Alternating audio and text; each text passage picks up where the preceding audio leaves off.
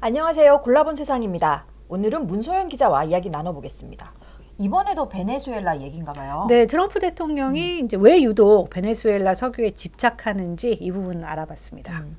마두로 베네수엘라 대통령을 체포한 직후에 트럼프 대통령이 기자회견을 했잖아요. 네. 많이들 보셨을 텐데 이때 석유, 오일이라는 단어를 정말 많이 쓰더라고요. 네, 제가 직접 세보지는 않았는데요. 언론들이 보도한 걸 보면 오일이란 단어를 20번 넘게 말을 했다고 합니다. 그러니까 마두로 체포 명분으로 마약 밀매를 내세우기는 했지만 사실 진짜 이유는 베네수엘라의 석유였다. 이런 점을 숨기지 않은 거죠. 트럼프의 기자회견 내용 먼저 간단히 들어보겠습니다. We'll run it properly. We'll run it professionally. We'll have the greatest oil companies in the world go in and invest billions and billions of dollars and take out money, use that money in Venezuela. And the biggest beneficiary are going to be the people of Venezuela. And also, I can't stress this strongly enough. 미국이 베네수엘라를 운영하겠다. 그런데 석유 판매 수익금으로 운영을 할 거기 때문에 돈도 안 든다. 이런 얘기군요. 네. 그리고 그 석유를 미국에서도 쓸 수 있다는 거고요. 그렇죠. 그런데 사실 미국에서도 석유가 많이 나잖아요. 네, 저도 이번에 알게 된 건데 현재 미국이 세계 1위 산유국이더라고요. 지금 그래프에서 석유 생산량 보시면요. 파란색이 미국, 주황색이 사우디입니다. 1990년대 이후 한참 동안 이제 1위는 사우디, 2위가 미국, 3위가 베네수엘라였는데요. 그러다가 2013년 이후에 미국에서 이른바 셰일 혁명이 일어났고요. 이후 사우디를 추월했습니다. 지금은 명실상부한 세계 1위 산유국입니다. 그런데도 트럼프 대통령이 베네수엘라 석유에 이렇게 집착하는 이유는 뭔가요? 네, 뭐 간단히 말씀을 드리면 석유라고 다 같은 석유가 아니기 때문입니다. 그러니까 정제되지 않은 원유, 이른바 크루드 오일은 이제 밀도에 따라서 세 종류로 나뉘는데요. 가볍고 쓰기 쉬운 거를 경질류라고 하고요. 그 중간 단계인 게 이제 중질류, 그리고 무겁고 점성이 강한 거를 중유라고 부릅니다. 이걸 숫자로 표현한 게 API 지수라는 건데요. API 값이 10인 게 물이고요. 경질류는 이제 API 값이 30 이상입니다. 20에서 30 사이는 중질류, 그리고 20 미만은 중유로 구분이 되는 겁니다. 영어로는 라이트, 미디움, 헤비 이렇게 부르는데 API는 원유가 얼마나 가볍냐, 또 쓰기 좋냐 이거를 숫자로 보여주는 척도입니다. API가 높을수록 정제가 쉽고 또 휘발유나 경유 같은 고부가 가치 연료를 만들기에 좋다고 합니다. 그래서 일반적으로 API가 높은 원유가 더 비싸게 거래가 됩니다. 이 중에서 이제 베네수엘라에서 나오는 석유는 대부분 중질류나 중유입니다. API가 높을수록 가볍고 쓰기 좋다고 하셨는데 네. 베네수엘라 석유는 API가 낮은 석유다 그 네, 말씀이시잖아요. 그렇죠. 네. 그러면 미국이 그렇게까지 욕심을 낼 이유는 없지 않나요? 근데 상식적으로 보면은 그런데 이제 미국의 정유 산업 구조를 보면 좀 안 그렇습니다. 그러니까 미국 텍사스와 멕시코만 일대 세계 최대 규모의 정유소들이 이제 몰려 있거든요. 그런데 이 정유소들의 상당수는 헤비 오일에 맞게 설계가 됐거나 개조가 돼 있습니다. 그러니까 예전에 지리적으로 가까운 베네수엘라에서 원유를 수입하던 것 때문에 그랬던 것 같은데 네. 하지만 중질류를 수입하면 그걸 또 가공하는 데 비용이 들어갈 텐데 네. 왜 이런 시설을 계속 운영하는 거예요? 네, 이 값싸고 이제 무거운 원유를 사와서 정제 과정을 거쳐서 고급 원료로 바꾸게 되면 마진이 훨씬 크기 때문입니다. 즉 미국에도 석유가 많기는 하지만 멕시코湾 일대 그 정유소 입장에서는 원하는 석유가 따로 있는 겁니다. 그게 바로 베네수엘라산 헤비 오일이라는 거죠. 그 베네수엘라는 세계 최고 수준의 이제 헤비 오일 매장국인데다가 지리적으로도 아까 말씀하신 대로 미국, 멕시코만과 아주 가깝습니다. 그런데 2019년에 이제 베네수엘라 제재 이후에 원유 수입이 막히면서 이곳 그 정유소들의 가동률이 확 떨어졌습니다. 그러니까 베네수엘라보다 좀 멀기는 하겠지만 다른 지역에서 중류를 수입하는 방법은요? 그게 실제 이제 캐나다에서 들여오고 있습니다. 근데 캐나다산 원유의 경우에는 너무 무겁고 점성이 강하기 때문에 파이프라인 이동이 어렵고 이제 희석 과정까지 필요하다고 합니다.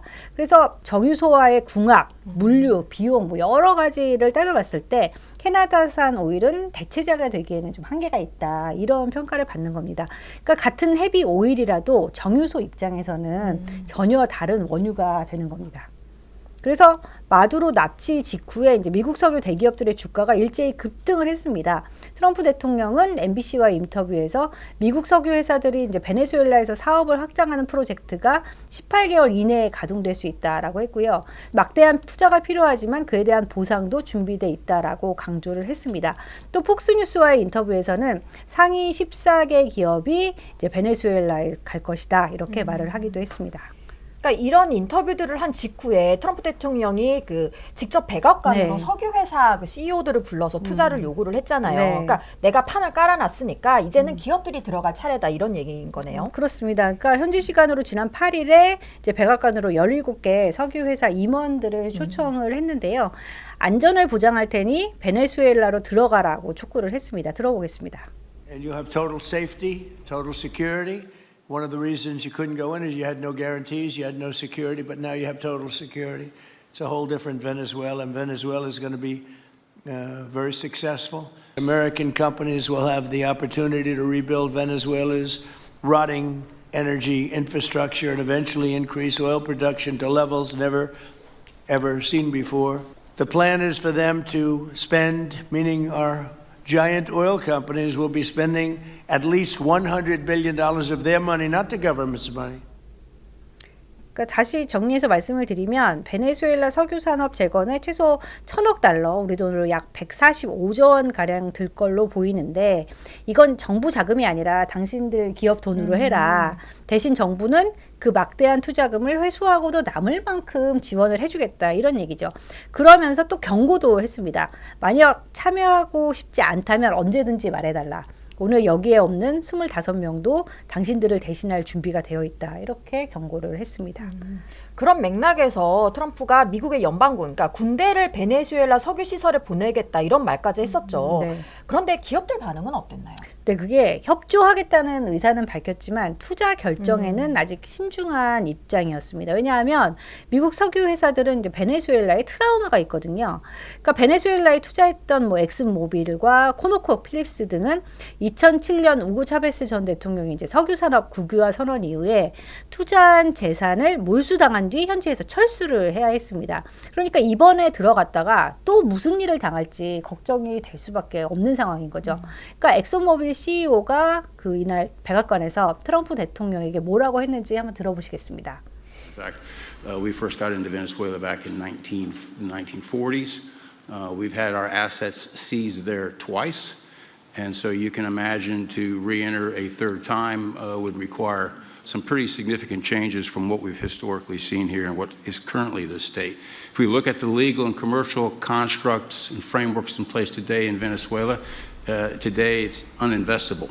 그래서 이제 베네수엘라의 석유 가스 관련 법률도 개정이 되어야 하고 또 지속 가능한 투자 보호 장치도 필요하다라고 얘기를 했는데요. 한마디로 상당한 변화가 필요한데 아직은 그게 될지 못 믿겠다. 이렇게 얘기를 한 겁니다. 베네수엘라에서 미국 석유 기업들이 자산을 몰수당한 게 한 번이 아니라 두 번이었군요. 네, 그러니까 1차 국유화는 이제 1976년에 있었는데요. 베네수엘라 정부는 석유 산업 전면 국유화를 선언하면서 국영 석유 회사 PDVSA를 설립을 했습니다.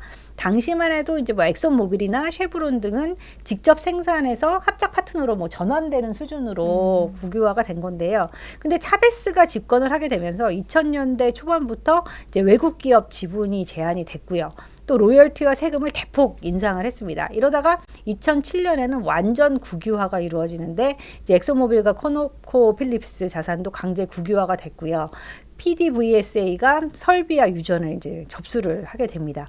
미국 기업들이 사실상 완전히 퇴출이 된 거죠. 이후 기술 붕괴로 생산량이 급감이 됐고요. 2019년에 이제 미국이 베네수엘라를 제재한 이후에는 상황이 더 나빠진 겁니다. 그러니까 기업 입장에서는 리스크를 최소화해야 되니까 이렇게 이야기할 만하다 싶지만 사실 트럼프 대통령 앞에서 대놓고 베네수엘라에 투자가 어렵다 이렇게 얘기를 했는데 트럼프가 가만히 있지 않았을 것 같은데요. 네, 뭐 예상하신 대로입니다. 그러니까 엑소모빌에 대해서 그들의 반응이 마음에 들지 않는다. 너무 교활하게 군다라고 말했습니다. 그러면서 베네수엘라 석유 산업에서 아마도 엑손을 배제할 것 같다라고 했는데요. 로이터 통신은 엑소모빌 CEO의 이런 반응이 트럼프 대통령의 목표에 타격을 줬다라고 설명을 했습니다.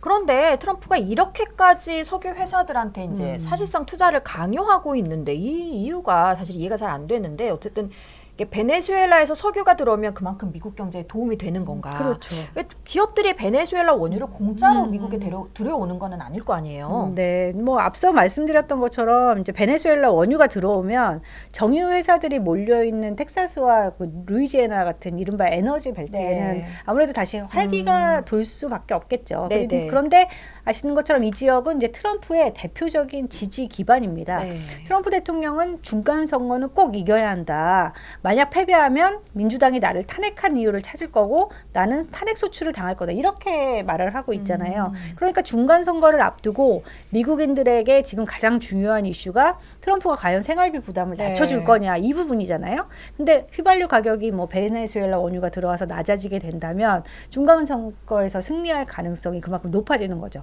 어쨌건 트럼프에게는 이제 중간 선거 승리를 위해서라도 베네수엘라 석유가 꼭 필요한 상황이 된 겁니다. 그러니까 미국에서도 가솔린 가격이 엄청나게 많이 뛰면서 미국 국민들이 불만도 많고 또 어려워한다고 하더라고요. 네. 어쨌든 종합을 해보면 경제적인 이유도 있겠지만 결국은 중간 선거라는 이 정치적인 이유가 더 큰 것처럼 보이기도 하고요. 네. 그럼 이 베네수엘라 석유는 언제 얼마나 미국으로 들어올 수 있는 건가요? 네, 이제 미국 정부는 3천만에서 5천만 배럴의 베네수엘라 원유를 넘겨받기로 했다라고 밝혔습니다. 크리스 라이트 에너지부 장관은 이제 베네수엘라 생산량 확대를 통해서 장기적으로는 유가 하락을 유도하겠다 이런 입장을 밝혔는데요. 그러니까 트럼프 대통령은 석유 가스 업계의 조력자가 아니다라고 강조를 하면서 유가 하락의 수혜자는 에너지 기업이 아니라 미국 소비자라는 점을 이제 분명히 한 겁니다. 이 조치 이후에는 뉴욕 유가가 실제로 하락을 했습니다. 그러니까 공급 증가가 될 거다 이런 네. 우려가 작용을 한 결과겠죠. 하지만 언제 공급이 실제로 증가하느냐 이건 또 좀 다른 문제인데요. 그러니까 베네수엘라가 세계 최대 원유 매장량을 갖고 있는 것은 맞습니다. 하지만 지난 20년간의 그 부패와 투자 부족으로 석유 산업 기반이 거의 붕괴하다시피 한 상태입니다. 그러니까 블룸버그 통신에 따르면요, 베네수엘라 항만 시설이 너무 낙후가 돼서 주요 고객인 중국으로 수송하는 이제 초대형 유조선에 원유를 싣는 데만 5일이 걸린다라고 보도를 했습니다. 그러니까 불과 7년 전만 해도 이런 작업은 하루면 충분했다고 합니다.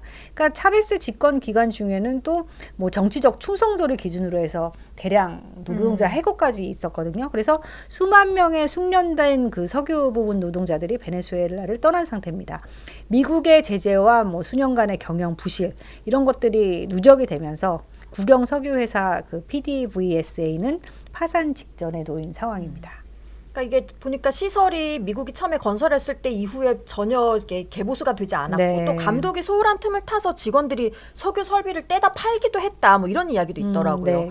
그럼 베네수엘라의 자체 석유 생산량도 많지 않았겠네요? 네, 그 베네수엘라 석유 생산량을 말 그대로 급감을 했습니다. 2010년대에는 이제 하루 석유 생산량이 200만에서 300만 배럴 사이였는데요. 2025년에는 하루 약 90만 배럴로 추락했을 것으로 이것도 추정이 되는 겁니다. 이것은 이제 전 세계 원유 공급량의 1%도 안 되는 되게 미미한 수준인데요. 물론 트럼프 대통령의 말대로 이론적으로야 베네수엘라의 이제 정권 고체는 석유 생산량의 대폭 증가로 이어질 수도 있습니다. 하지만 앞서 트럼프 스스로도 이야기했듯이 기반 시설 복구에만도 이제 뭐 천문학적인 금액이 들어갈 걸로 보입니다. 이 때문에 전문가들은 엑슨모빌 CEO가 말한 것처럼 주요 석유 기업들이 선뜻 투자를 결정하지 않을 것으로 전망을 하고 있습니다. 이런 현실은 또 유가 시장에서 그대로 반영이 됐는데요. 마두로 체포 이후에는 국제 유가가 거의 움직이지 않았습니다. 그러니까 베네수엘라 원유가 다시 세계 시장에 대량으로 공급되기 위해서는 그만큼 수많은 장애물이 놓여 있다는 걸 시장이 알고 있다는 얘기입니다. 그러니까 미국이 최대 5천만 배럴을 가져오겠다 이렇게 공언을 했지만 곧바로 현실화되기는 쉽지 않을 거다. 그러니까 곧바로 유가에 반영되지는 않을 거다 이런 말씀이신데. 아, 그건 아니고요. 그러니까 5천만 배럴을 가지고 오는데 그 5천만 배럴 이후에 그 생산량 있잖아요. 예, 그 생산이 쉽게 이루어지지는 않을 거다라는 얘기입니다. 그런데 어쨌든 이런 베네수엘라 석유를 놓고 중국과 러시아의 갈등도 지금 커졌잖아요. 네. 그러니까 지난번 올린 영상에서 특히 중국은 이 베네수엘라와 차관 석유 동맹을 맺고 있다 이렇게 설명을 해드렸는데 이번 기회에 좀 자세히 설명해 주시면 좋을 것 같아요. 네, 중국은 현재 베네수엘라의 최대 원유 구매국입니다. 그러니까 베네수엘라에 약 190억 달러의 대출을 해준 최대 채권국이기도 한데요. 굉장히 긴밀한 관계를 오랫동안 유지를 해오고 있습니다. 그래서 마두로 체포 직후에 이제 중국 외교부 대변인이 미국이 베네수엘라에 노골적으로 무력을 사용하고 베네수엘라의 석유 자원에 미국 우선주의를 요구한 것은 전형적인 괴롭힘 행위다라며 미국을 맹비난했습니다. 그러면 러시아는요? 러시아도 국영 석유 기업인 이제 로스네프트가 그 베네수엘라 국영 PDVSA와 원유 개발 계획을 체결한 상태입니다. 그러니까 이 두 나라의 채권 채무 관계는요, 돈을 빌려줄 테니 기름을 다오 그런 관계를 오랫동안 유지를 해왔습니다. 단순히 거래 관계가 아닌 그렇죠. 거죠. 네. 그런데 이번 마두로 체포 이후에 미국은 이제 중국과 러시아에도 날을 세우고 있습니다. 그러니까 베네수엘라에 중국과 러시아, 이란, 쿠바 등 4개국의 고위 외교관과 군인 등을 추반하고 이제 경제 관계를 단절하라 이렇게 요구를 했고요. 그리고 이번에 베네수엘라에서 나오는 원유를 미국이 완전 통제하겠다는 방침을 밝힌 이후에요. 베네수엘라와 연계된 러시아 유조선을 납포까지 했습니다. 그러니까 중국과 러시아로서는 지금 졸지에 돈도 떼이고 원유 공급도 막히는 뭐 이러지도 저러지도 못하는 난감한 상황에 처하게 된 겁니다. 반대로 트럼프는 원유도 확보하고 이제 라틴 아메리카에서 중국과 러시아의 영향력을 차단하는 일거양득의 효과를 누릴 기회를 맞게 된 셈입니다.